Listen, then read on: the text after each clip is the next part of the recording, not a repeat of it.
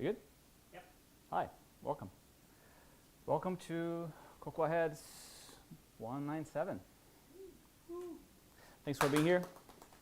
My name is Marcelo. I'll be your host tonight. To begin with, in the spirit of... My notes disappeared. Yeah. All right, in the spirit of... just give me a second. Technical issues. Just 1 second. There you go.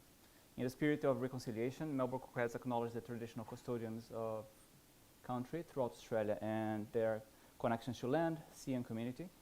We pay our respects to their elders, past and present, and extend that respect to all Aboriginal and Torres Strait Islanders peoples today. Well, tonight, it's a good night. We have 3 fantastic presenters that I am looking forward to watch. We have Pete, who is going to be talking about FM. We have Gareth. Gareth is going to be talking about memory leaks, and he knows that it's there somewhere. And then we are going to have Johnny, that's going to be talking about building iOS apps with cloud in the terminal. Okay, our community, just a note about our code of conduct. Our community is dedicated to providing an inclusive environment for everyone, regardless of gender identity and expression, age, sexual orientation, disability, physical appearance, body size, race, ethnicity, religion, or lack thereof, or technology choices. If you feel something is wrong, please let us know. Right? Reach out to myself, Bok, or any of the organizers. We also have an email that you can find on the Code of Conduct website, and you can contact us anonymously as well if that's your preference. We are going to, like Bok mentioned earlier, we are going to do our presentations. We ask people not to ask their questions during the presentations. We're going to open space at the end for people to ask their questions. Right? If you are remotely, ask in the Melbourne meetup in Slack. We are going to read your questions for you. It just helps the presentation flow better, and it allows everybody to participate. Next up, our sponsors. We have Mental Group as a gold sponsor. We have REA Group as silver sponsors. Clap for those guys. Thank you. Heads up that we have Coding Night happening on next Wednesday, and that's where we get together with the folks from GDG, and we just bring your laptop and bring some ideas, and whoever's around here is going to be able to help you get it through. We also have CocoaHeads Social Night coming on the last Tuesday of the month, and shout out to other groups. We have Sydney CocoaHeads, we have GDG Melbourne, and we also have this shifty website, AUNZ, cocoaheads.social, with a list of all CocoaHeads that we are proud to be part of. Find us at melbournecocoaheads.com, find us in Slack, and we're also in Mastodon. Okay. Once you get to Slack, the Melbourne meetup is where we come to ask questions related to the Melbourne meetup. Help us in Melbourne Volunteers if you'd like. If you're looking for a job, or if you want to post about a job, we can post in jobs. And if you like to talk, we're happy to help you. Just come to speakers and shout. And with that out of the way, I would like to welcome Pete to stage to talk about FM. Thank you.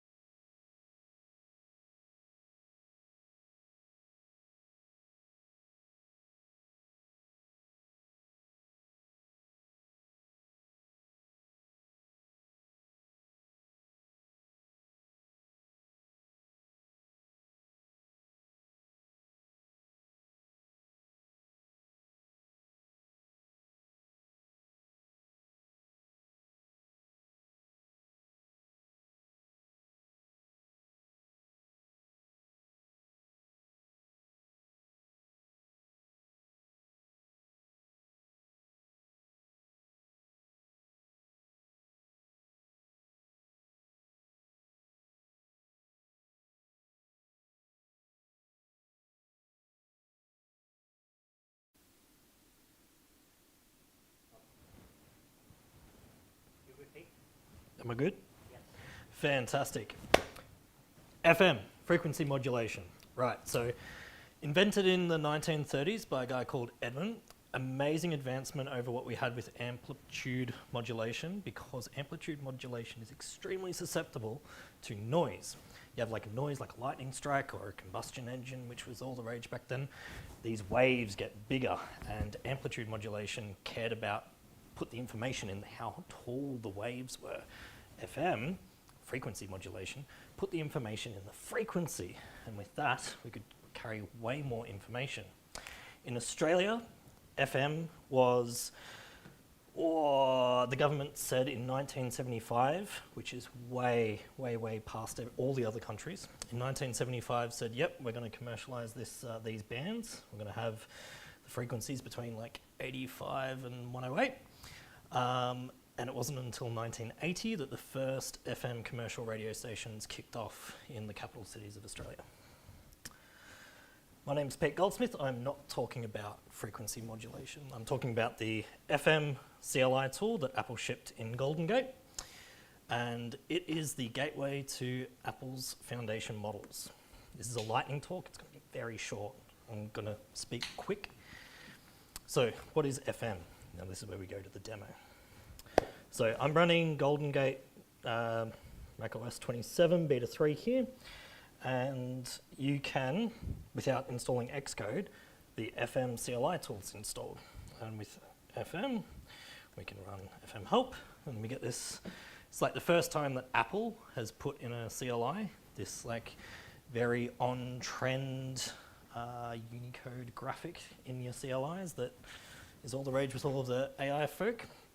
And there's actually a reasonably well fleshed out CLI that they've put together.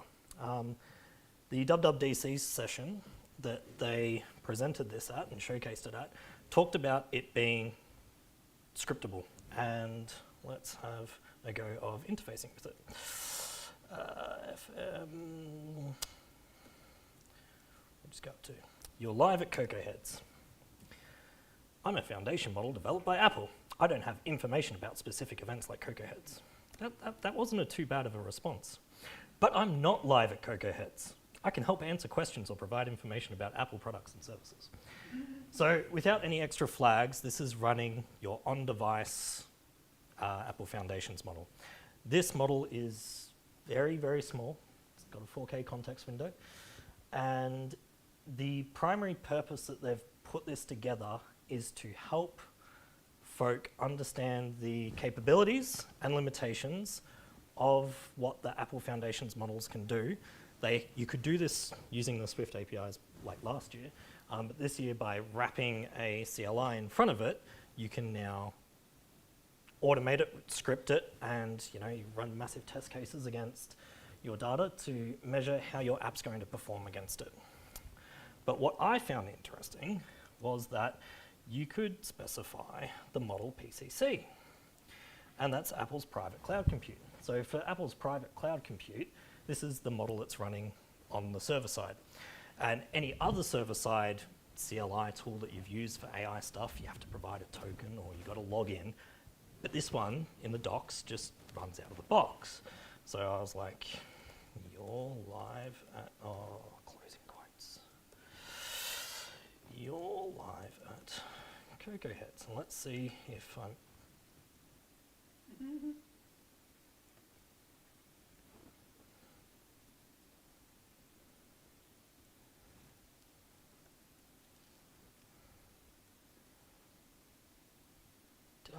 What did I do there? Oh, respond, thank you. Right, yes, okay. Let me clear that so you can see what I'm just focusing on. Yeah! Yeah, woo. Greetings, CocoaHeads. It's great to be here, blah, blah, blah, blah, blah, blah, blah. So this is the cloud model from Apple.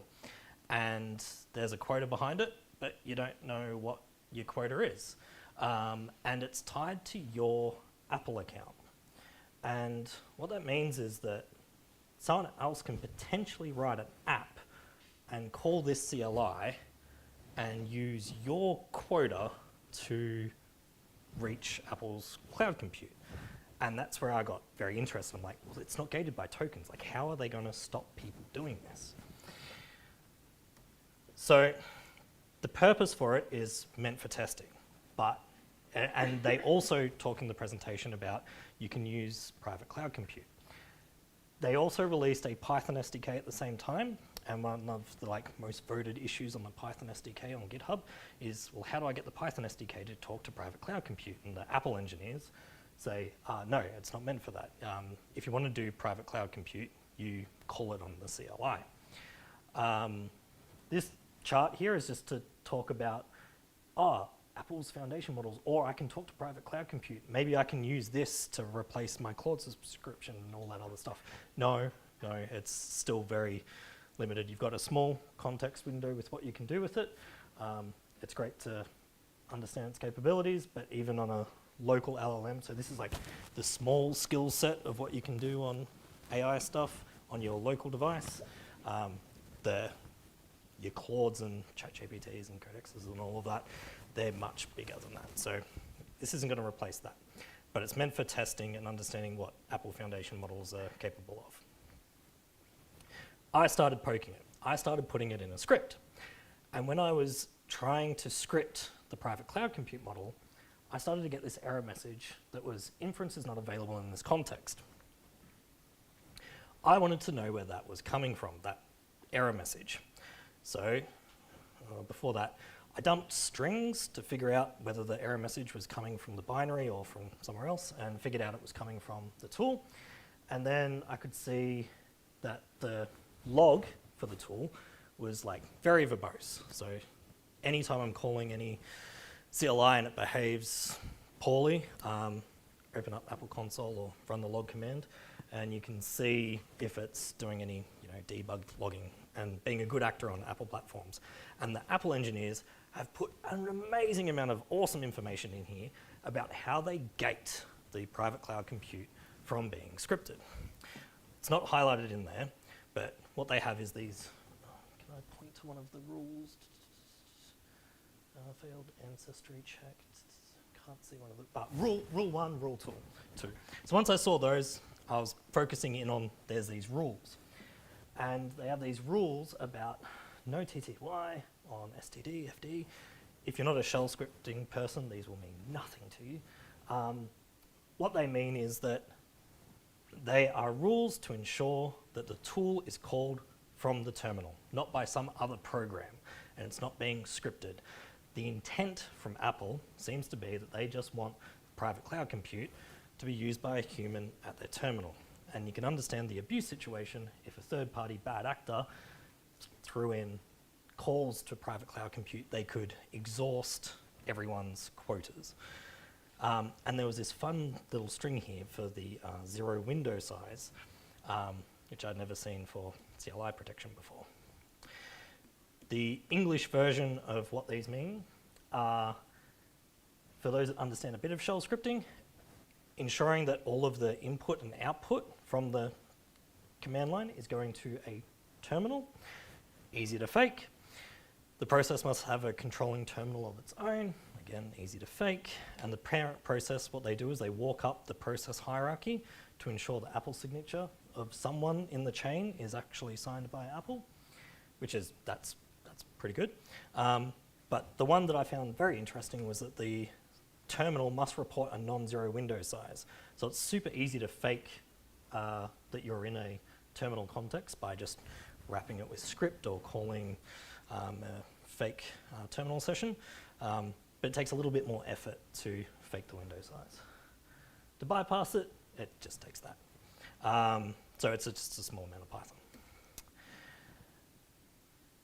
This is not something that you would use. This is why it's a lightning talk. I just found it interesting that Apple were protecting this particular CLI and found it interesting the ways that they were guarding it. It's beta 3. I hope that they change it to make it more interesting for me. But outside of that, there's no use I have for private cloud compute in my scripts other than poking it for fun. This is where you can find me, and that was my lightning talk. Someone's got a question. I have a question. Can you go back to the rules list? This one? Yep. So it says a genuine terminal session. Does that mean they have an allow list of approved terminal applications that they're doing this, or are they detecting that some other way? No, it's again just checking that a TTY is available, like a terminal session exists within the 64 ancestors that they walk up. I have not created a 65th ancestor and tested that rule 3 breaking. But so how what are they using to determine if it's genuine? Is it just the presence of a TTY? Yes. Okay. Yeah. Does anybody else have any questions for Pete? I can't tell if there's people online with questions. I'm just bringing it up now. Okay. Fantastic. Thank you. Thank you, Pete.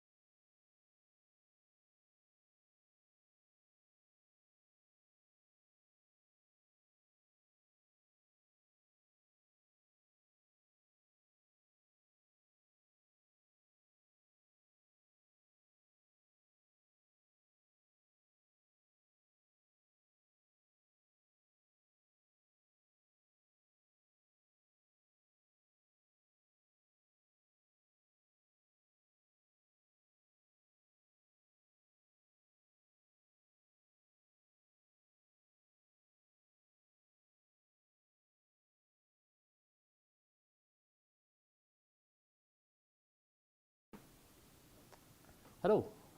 For those who don't know me, my name's Gareth.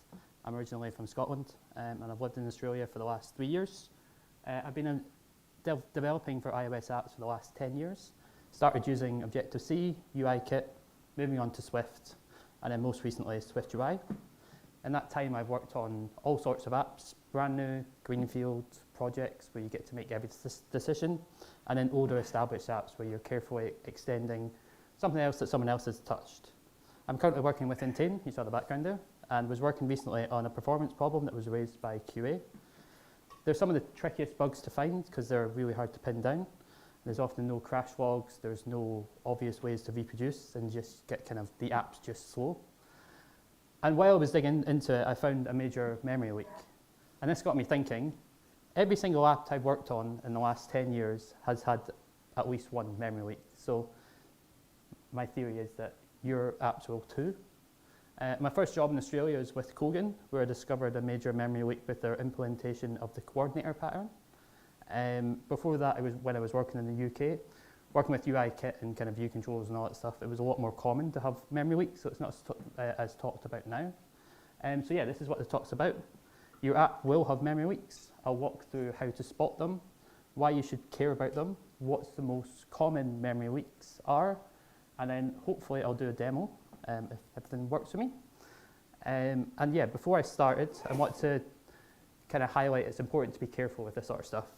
So back when I was a junior developer, I spent over a week of my life in instruments trying to figure out a leak. it wasn't a leak. The tool was doing exactly, it was holding on to things that it was supposed to, and I assumed it was a leak. It took a week of my time. So yeah, just be careful when you're using these things. Really easy to go down a rabbit hole, so just, and really try and understand the tools that you're using before you start using them. Okay. So, what is a memory leak? So iOS usually manages memory remarkably well. When an object is no longer needed, the system uses automatic reference counting, or kind of ARC is usually what you usually see, to free that memory automatically. Most of the time, you genuinely don't have to think about it until something goes wrong. A memory leak is when your app holds on to memory it no longer needs.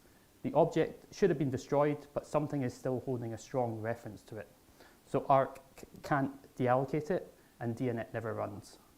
The important thing, one leaked object probably doesn't matter, but these things build up over time, and that's why you don't see the problem happening until further down the line. Every time you open the screen, you might have a timer that's running. That continues to go in the background. That's when you start running into problems. So why should you care? I watched a talk last week from Apple who said, it's all about your user experience. If you've got memory leaks in your app, you're going to have a bad user experience. The most problems you'll have is kind of your app will be more likely to be terminated in the background if you have a memory leak, because it's taking up more memory. And iOS, the system is just going to come along and say, this is too much memory, and close your app down. That means lost state and slow code launches every time the user comes back. So it's a bad experience, and something you really should. You want your users to get into your app as quickly as possible and into the place they were previously if you can. So that's one thing you really need to watch out for. There's silent bugs. The symptoms show up long way from the cause, which is exactly what makes them so painful to diagnose. You might think that devices have so much memory now, so why should I care? But it really isn't the safety most people think. Most devices do have lots of memories, but we're doing more kind of intensive stuff with them, so that memory is still really, really important.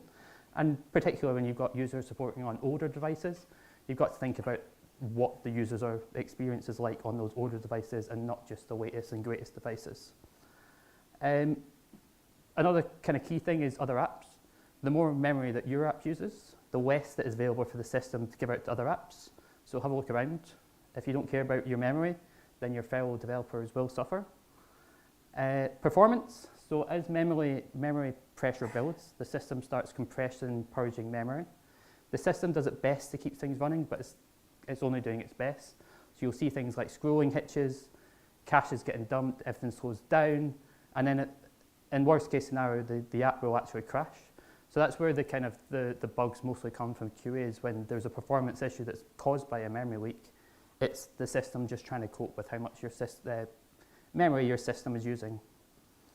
And then yeah, battery. Leaked objects aren't idle.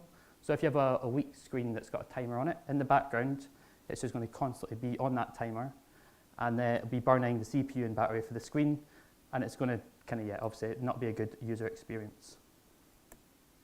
So what are the main problems that cause memory leaks that you should be most careful of? I've got a list of, I think, 5 or 6 here. First, strong reference cycles. So 2 objects each hold a strong reference to the other, so neither can ever reach 0. So what ARC does, it counts kind of how many references to each one. When it disconnects from one, it reduces the count by 1, and when it gets to 0, that's when it's deinitialized. If there's a strong reference to 2, it never gets to 0, and there's no way for ARC to deinitialize that class. So strong reference size is probably the most common one. The closure capture is probably the most common one. An escaping or stored closure grabs self strongly. So if you're in a class, you've got your closure. If you don't weaken self, that creates you've got a closure calling self, and within that closure, you're going to cause a strong reference cycle between the closure and your class. Whoever stores that closure now owns your object. This is the one that I see most often. Timers that never stop. A repeating timer is retained by the run loop, and it blocks retained self. So you forget to invalidate it, and you've created an immortal object that also keeps ticking forever. Notification center observers that live forever. So because you mostly use notification center.default, which is a singleton, if you have a block-based notification center observer and you don't weaken self, that kind of creates a retain cycle by the center until you remove them. So if you just store the token, that's not going to be enough. You actually need to unregister it to actually get rid of that from the life cycle. Tasks, mostly unstructured, but they can happen in other ways as well. If you capture self over a long wait, the object will stay alive for the rest of that task. And the last one is not technically a memory kind of leak, but is one you should be careful of, is kind of unbound memory growth. It's an honorable mention, not strictly a leak. It just, if you've got a singleton of a cast that you're not being careful of, you can really let just memory grow and grow and grow. It's not technically a leak, but if you let it go too far, then you're going to be using too much memory. So it's something to be kind of mindful of what you're doing. So, time for a demo. Cool. So here's one I prepared out. Hopefully, that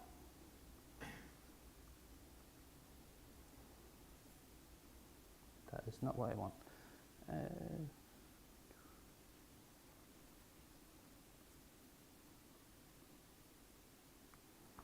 There we go. Cool. Okay.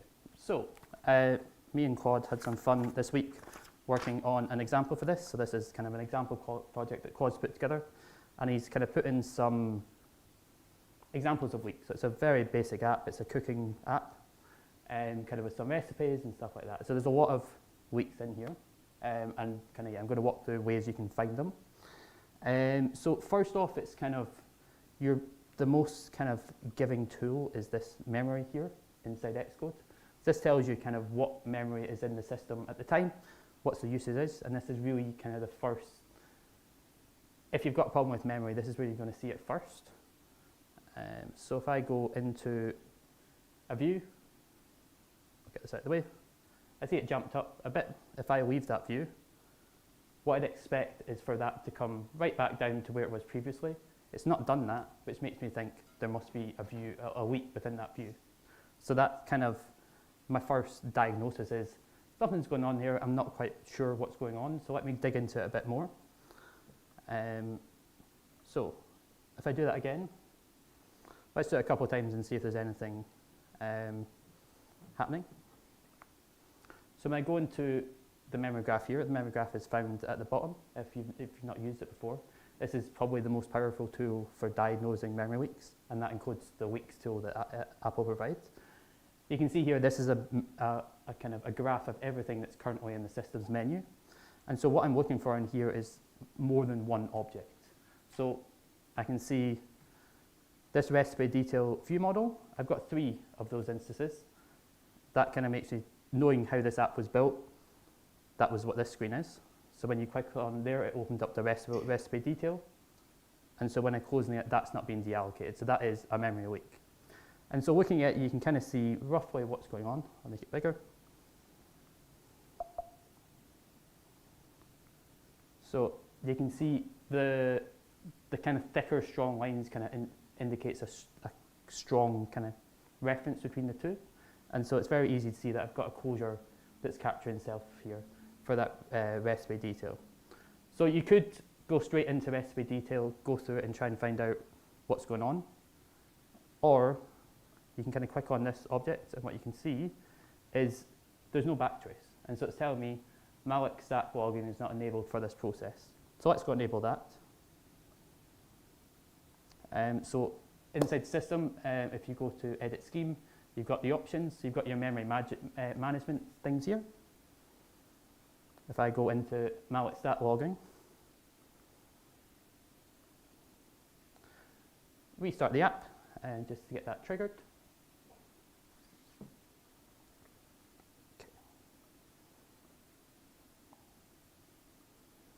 Let me go into this view again and out again. Open up that memory graph again just down at the bottom here, beside your view debugger.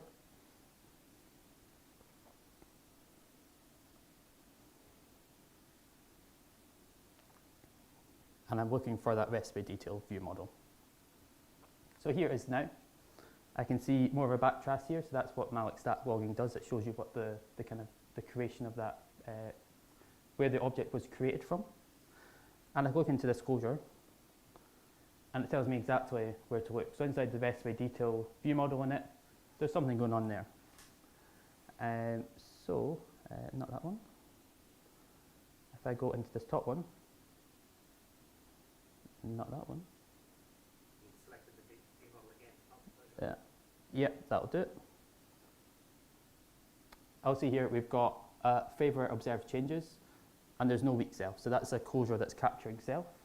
And so all I need to do here is a simple weak self.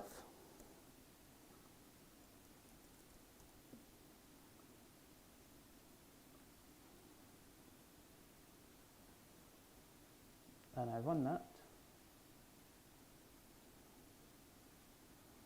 Okay, so next time I run the app, I go into it a few times.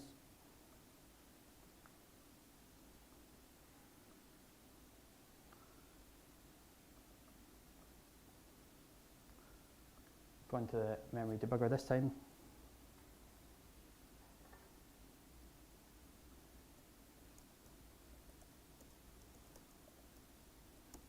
You see it's no longer in memory, so that has now successfully deallocated that, and we've solved that memory leak. This is, as I said, this is my favourite tool in Xcode. I use it all the time. It really pays to be curious. So if you kind of see something that you're, in your memory graph, you're seeing things around a spike in memory, jump in here, just play around with it. It's really useful tool to use. The next up is kind of, you probably see it just at the bottom there. I've added in some logging. So what you expect when you initialize a view and deinitialize, that calls init and deinit, all calls by the system. So we can add tracking, like logging into that to make sure that all our view models are being deinitialized as expected. So I can see here that my best by detail view model now was initialized, then it was deinitialized, and the same time initialized and deinitialized. So that's kind of an easy way for you to go through and validate that this is working as expected. Next tool I wanted to talk about was weeks. As I said, I don't think it's as good as the as other tools, but I'll kind of walk through weeks. So if you open instruments, there's an option for weeks, and this will bring you into here. I've got an example of a retain cycle, but I'll do, before I get to that point, it's very easy for this to give you false positives. So if I run this app just now,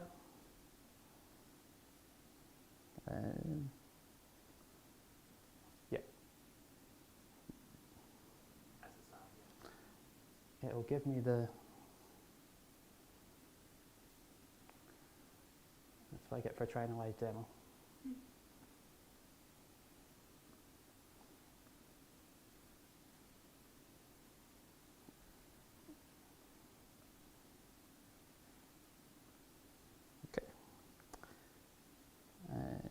Right, so if I go into settings, developer tools, instruments, that'll be why, because I've got that locked down.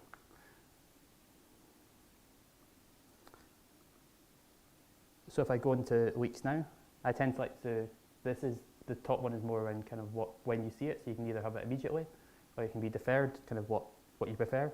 Most of the time I've preferred immediate, so you just see exactly what's going on as you're going.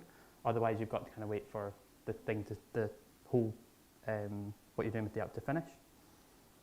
So yeah, I'll start off here. We've got weeks that's going to capture every 10 seconds.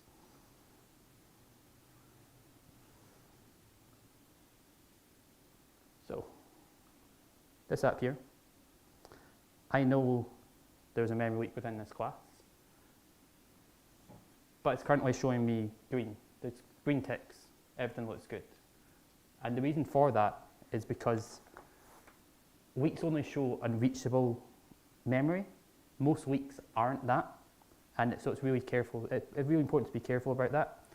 So this example week that I'm showing you here, it's actually, if I kind of go into the code, it's a timer.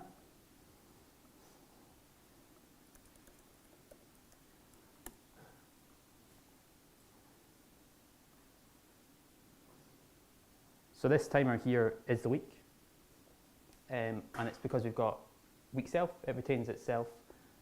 There's a few other issues here that we're not cancelling timers and things like that, but I'll not go into. I'll just focus on the kind of the memory weak issue here. And so what that means is that the timer is there. It's not showing as a week within my allocations, or my week, sorry. And that's because it is not an unreachable bit of memory. So the timer is actually created by the run loop, and so that means it's got a strong reference between the run loop and this timer. And so by that, that means that your view model that's been created also has that strong reference back to the run loop. So there's that reachable bit of memory. I do have an example of an unreachable bit of memory. So let me just get it up now so you can see what that looks like.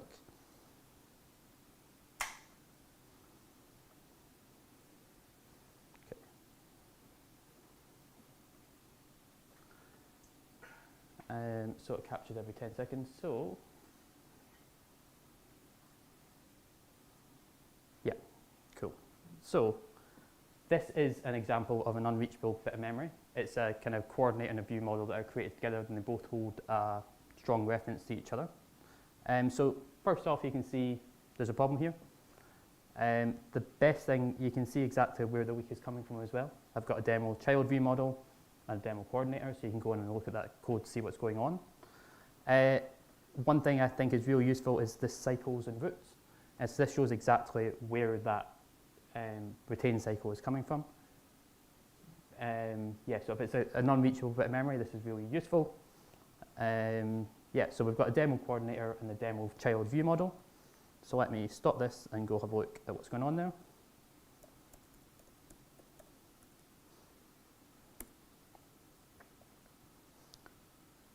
Okay. So here, I've got a coordinator that creates a view model. Inside that view model, there is a reference to the coordinator. The view model is created with the coordinator. The coordinator is a strong reference, so that means that the coordinator and the view model can never be deinitialized from memory. It's an easy fix, and it's probably, if you've worked in Objective-C, you've probably done a lot of this when working with delegates. We just need to make that a weak var and make it optional, and that weakens the reference cycle between the two, and it can be deallocated when it needs to be. I'll not show you that working because I'll need to get back to the talk, but yeah, that is roughly my demo. A few different examples of the tools Xcode give you, and it does give you a lot of tools. So it's really, yeah, know the tools you're using and be careful.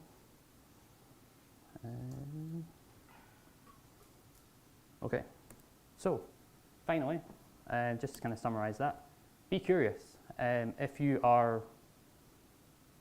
spot something that you think, I don't think that's quite right, investigate, but be careful as well. When you're digging into these things, as I've learned myself multiple times, it's a rabbit hole that can be hard to get out of. So kind of, yeah, time box it, make sure your time is, you set yourself kind of, yeah, amount of time to come back and say, I'm finished, this is sorted, or this is not a problem I can solve. It's kind of, it's okay to say that.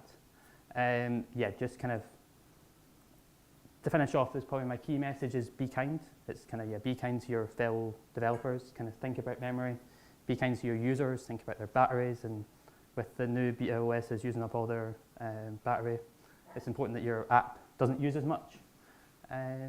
Yeah, so that is my talk. Thank you. Any questions?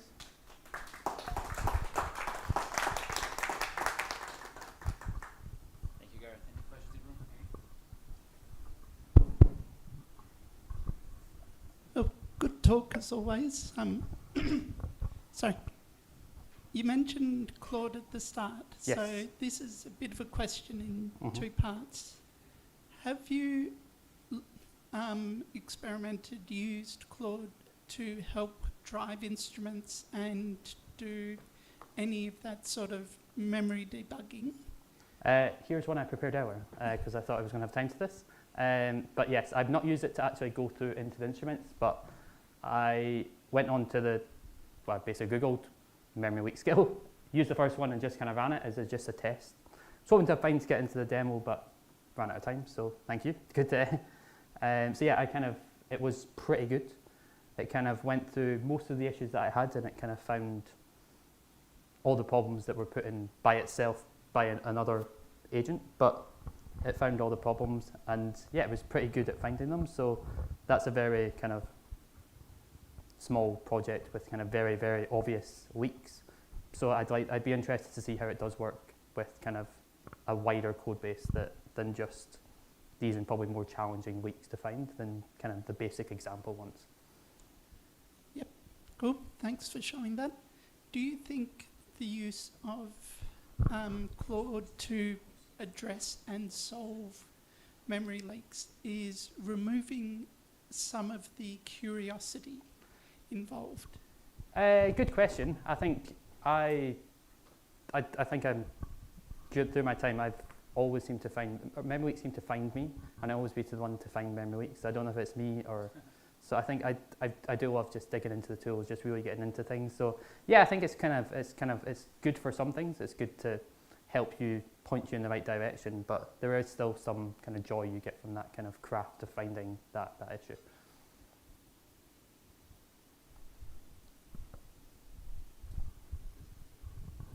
Do you have a war story? Yes, I was using a leaks tool where I had an animation that was really slow, and I went through the whole thing and made everything leak self by the end of the week. At the start of the week I was going through just bit by bit, and then I got to the end of the week, and then I was speaking to someone, I was talking them through what was going on, and they said, you know that holds onto things deliberately, that tool? And I went, no I didn't, and that's why everything was being held in memory, because that is exactly what it was supposed to do. So I didn't understand what that, I think it was a zombie tool at the time, I didn't understand what that tool was doing. So yeah, I lost a week of my time, and yeah, I've learned from that. Yeah. Any more questions in the room? No questions online? I think we're good. Thank you very much.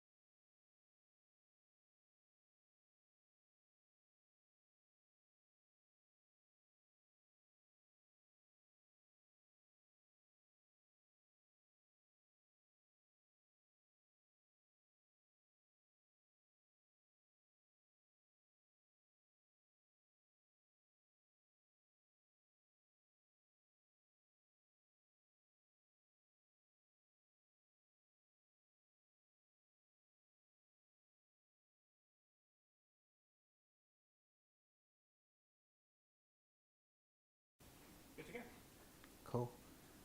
Good evening, everyone. Today I'm here to talk about building iOS apps with Claude in the terminal. My name is Johnny Dulwanigusuria. You can just call me Johnny. It's much easier. So who am I? I'm currently working as a senior mobile engineer working for Xero, and I've been a dev for 15 years now. Previously, I worked at companies such as HireUp, REA in Australia. I've been in Australia for the last 10 years, and in my free time, I like to play music, and I've started collecting records in the last 2 years, so if you know any good places to hunt for very rare vinyls, just let me know. And today is like a special day for me because my first meetup in Australia was CocoaHeads, and I always had this goal that I need to come and do a presentation, and it took me 10 years. And anyway, I'm here now. I wish I had a picture of attending CocoaHeads 10 years ago, but the only picture that I could find was attending my first hackathon in Australia. So you might see some familiar faces over there. That was called Random Hacks of Kindness. Has anyone attended that? I'm not sure if it's still run, but yeah, really cool hackathon. Cool. So building iOS with Claude. Today my agenda is to actually talk about the why, like why would you leverage building iOS apps purely from the terminal, and why is it important to steer the agent? I had so much AI anxiety when like Claude came out and people are just building apps, shipping, I don't know, 5 apps a month. And why is it important to manage context? And also, I'm going to show an example application today. So how would you leverage skills and MCP servers when you're building using Claude? And I'll also show my workflow today as well. So why is it so important? In my experience, I feel like AI has become very powerful at writing code.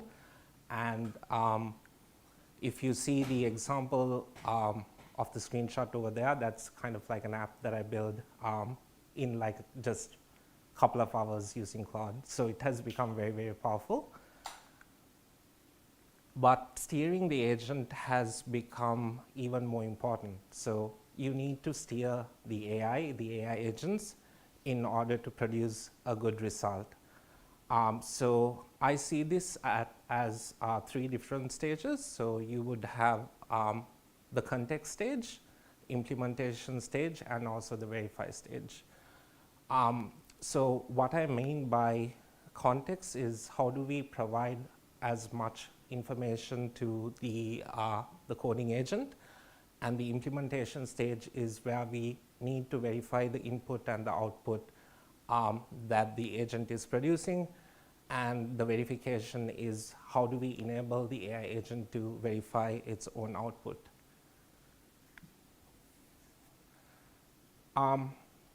So what's actually context? Context is everything that the agent knows about your current session.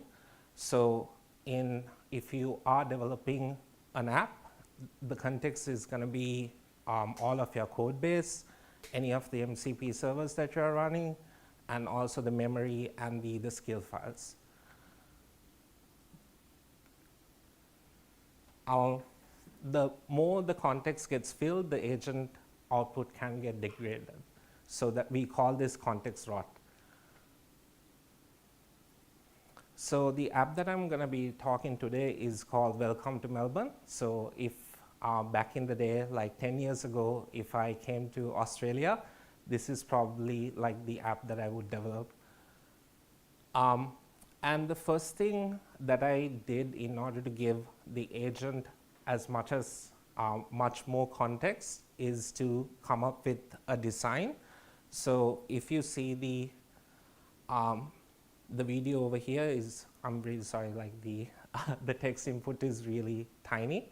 So I'll create a Figma design for an app called Welcome to Melbourne, include these sections, find the best coffee places, find a job, which is really important, find the best meetup groups to find friends, and also find some record stores. So now you can see that the agent is invoking the Figma MCP, and then going into the next stage of creating the design. So it asks, okay, what kind of an aesthetic would you like for the app? So something that is warm and vibrant. So it pretty much tried to create the design based on the prompt that we gave it. So it came up with this beautiful design, but we are all native engineers here, and you would notice that that's not a native design. So something is missing in the prompt that we provided it. So the next step that I did was how do we actually steer the agent to produce a native looking app? So I leveraged, I'm really sorry, I don't know how to pronounce this word, but Susum.ai, which is essentially an MCP server that has access to all of the Apple documentations in a way that the agent can read it easily. And I also pointed it to the iOS 26 Figma design kit. So now you would see in this screenshot, the output that the agent produces is much more like a native app. It's using liquid glass. It looks like an actual native app.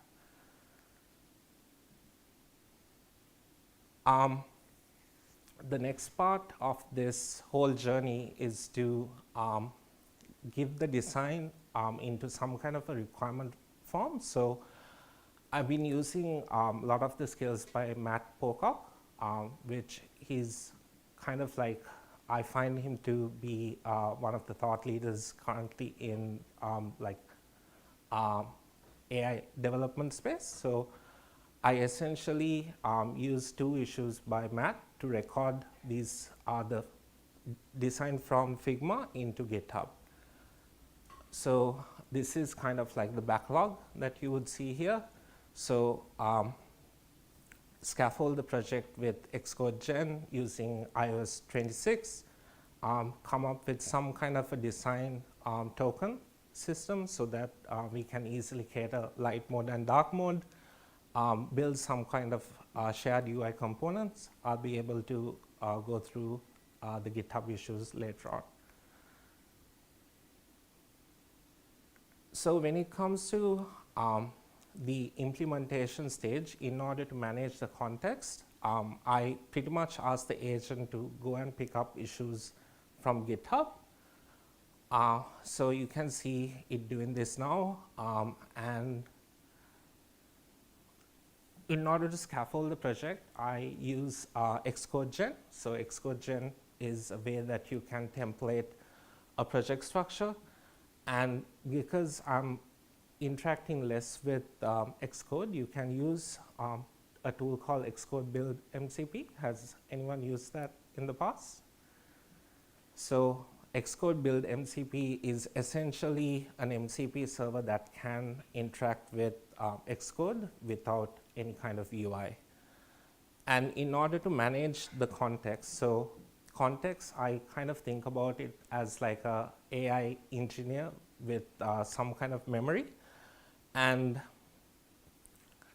when you are building a very complex or like a project, you need to have different sub-agents working for you so that each and every sub-agent has a limited amount of context. And I also leverage work trees so that agents are not conflicting with each other.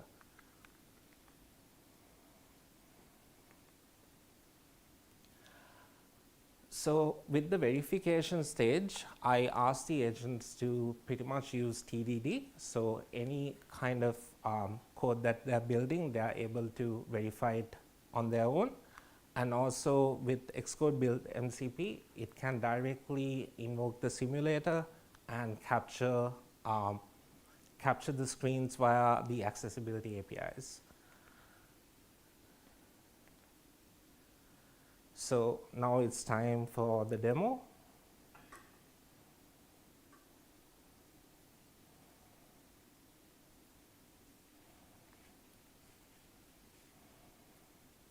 All right, so, oops.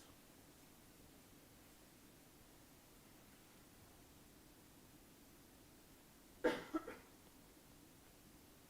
we go. Cool, so this is the app that I worked on yesterday. So you can see that the agent produced this app pretty much entirely from the terminal, and it used the Figma design, and the data store at the moment is just like a bundled JSON file. So you can see, would we agree that these are like probably the best coffee places? That's going to be a big debate. And of course, like when it comes to recommended meetups, you have to have Melbourne CocoaHeads over here, and record places, record stores. I'm still discovering like what's the best places to hunt for vinyls. So, and if I open up my terminal now,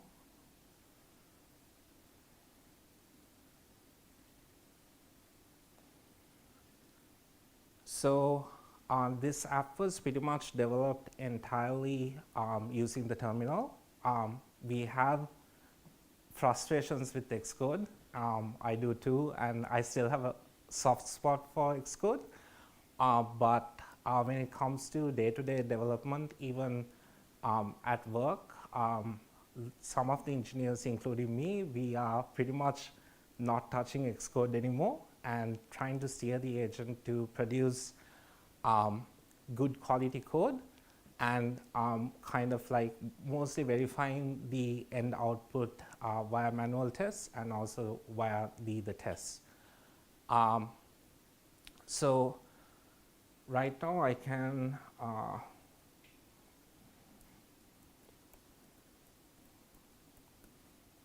it's a bit weird.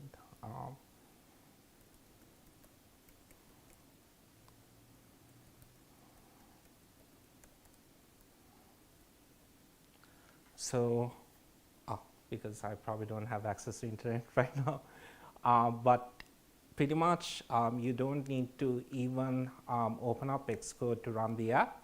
You can pretty much drive it entirely through the terminal. And the main driver for this is Xcode build MCP.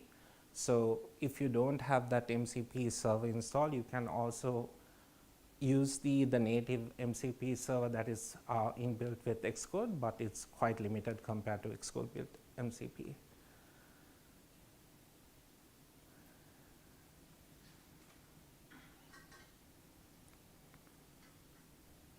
So that was the demo. I think I'm ready to say bye for now. I'll be back with another talk, I guess. Any questions? And thank you so much for having me.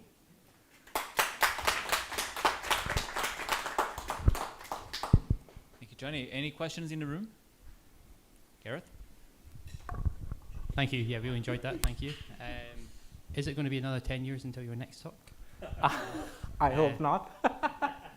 Have you ever used Claude Design as part of you kind of went for Figma? The kind of Claude Design has come out pretty recently. Have you used that or had any experience of using that? No. So at the moment, I'm primarily using Figma for like any kind of design inputs. Did you say Claude Design? Claude Design, yeah. Right. I've heard really good things about Claude Design, but I haven't used it yet. Yeah, I've used it very recently for AI-ifying a website I'm building, and to kind of stop that generic look that all AI websites look like. So it's been pretty good for that. Cool. Okay, good talk, Yanni. Thanks for giving it. Couple of questions. First, with Figma MCP, did you use any extra skills involved in that to get your initial designs? Yeah, really good question. So just with the Figma MCP, I haven't been able to get really good designs. So I use a skill called impeccable designs.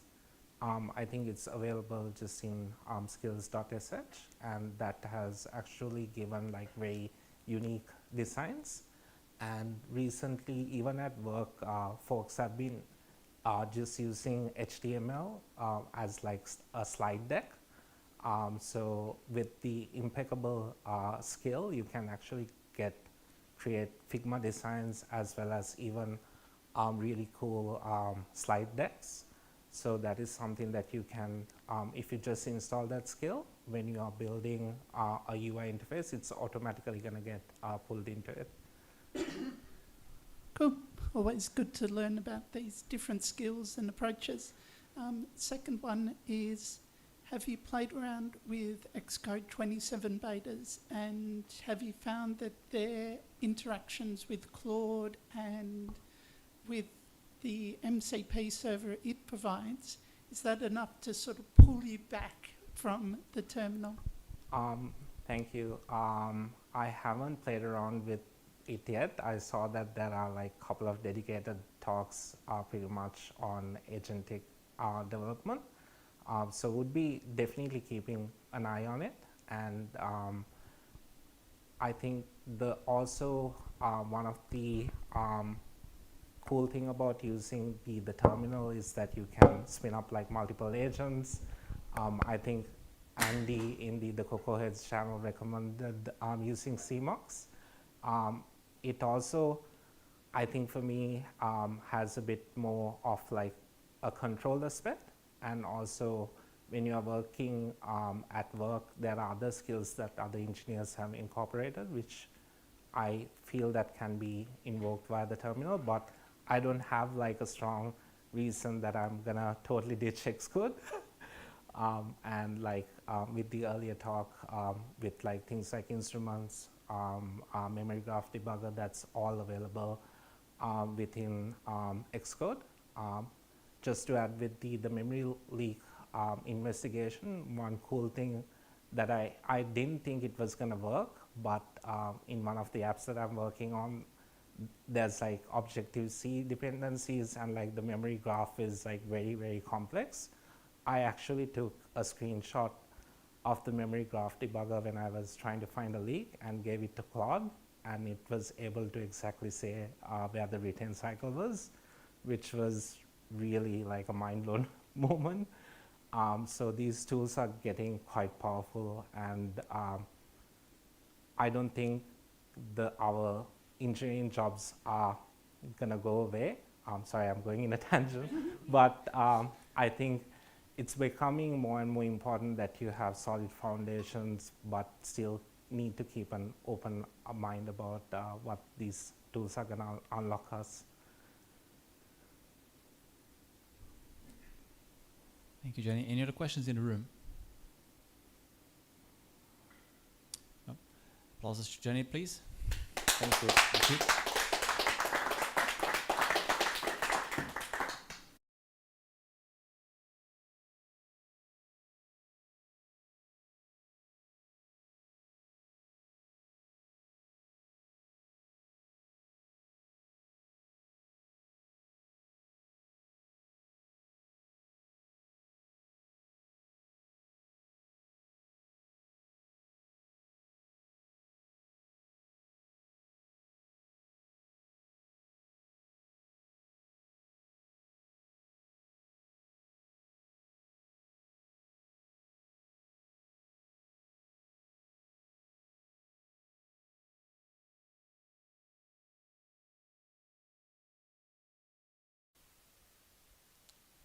That's it, guys. Thanks. I want to ask for some more applause for our presenter speech, Gareth and Jenny.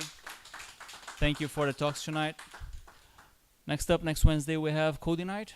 If you guys want to join and bring your own hacking skills to the table. And we have Social Night on the last Tuesday of the month. Also, some more applause for our sponsors, Mantle Group and REA Group. And now it's time for us to go for some social time in Mitra Tavern up the road. And thank you very much for joining us. It was a pleasure to host you.